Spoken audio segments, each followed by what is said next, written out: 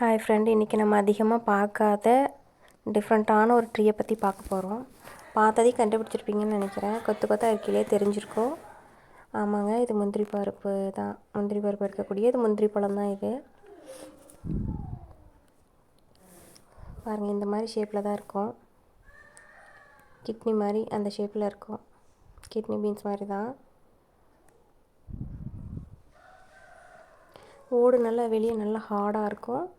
உள்ளுக்குள்ளே வந்து நம்ம பருப்பு இருக்கும். இதை வந்து நம்ம நெருப்பு, அதாவது தணலுக்குள்ளே போட்டு நல்லா அதை நல்லா ரோஸ்ட் பண்ணிவிட்டு வெளியில் இருக்கிற இதை உடச்சிட்டு அதுக்கப்புறமா உள்ளே இருக்கிற பருப்பு எடுக்கணும்.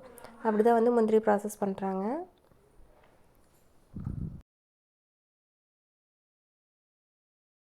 இதில் என்ன ஒரு டிஃப்ரென்ஸ் அப்படின்னு பார்த்தீங்கன்னா, மற்றதுலாம் ஃபஸ்ட்டு பூ வந்ததையும் ஃபஸ்ட்டு பழம் வரும். பழத்துக்குள்ளே தானே கொட்டை இருக்கும். ஆனால் இதில் என்ன டிஃப்ரென்ஸ் அப்படின்னா, ஃபஸ்ட்டு கொட்டை தான் வரும்.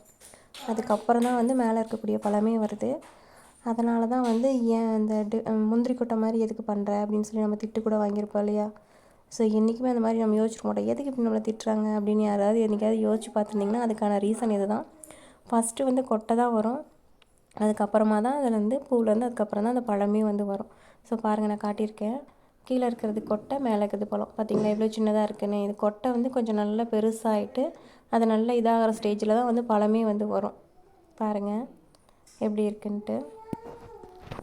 இந்த பழமும் வேஸ்ட் ஆகாது. இந்த பழமும் ரொம்ப நல்லா டேஸ்ட்டாக அப்படியே அந்த வாசனை அப்படியே கம்மன்னு இருக்கும். யாராவது சாப்பிட்ருந்தீங்க அப்படின்னா சொல்லுங்கள்.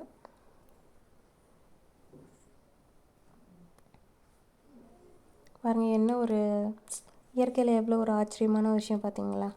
ஃபஸ்ட்டு கொட்டை அதுக்கப்புறம் பழம் வருது.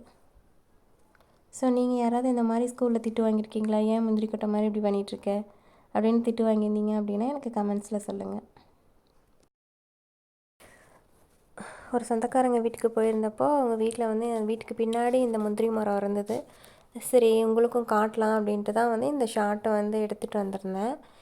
அப்புறம் இந்த முந்திரி பழம் நான் ஆல்ரெடி சாப்பிட்ருக்கேன். பட் இதை வேறு ஏதாவது மாதிரி சாப்பிடுவாங்களா, இல்லை ஏதாவது ரெசிபி செய்ய முடியுமா அப்படிங்கிறத உங்களுக்கு தெரிஞ்சால் ஷேர் பண்ணுங்கள். தேங்க்யூ.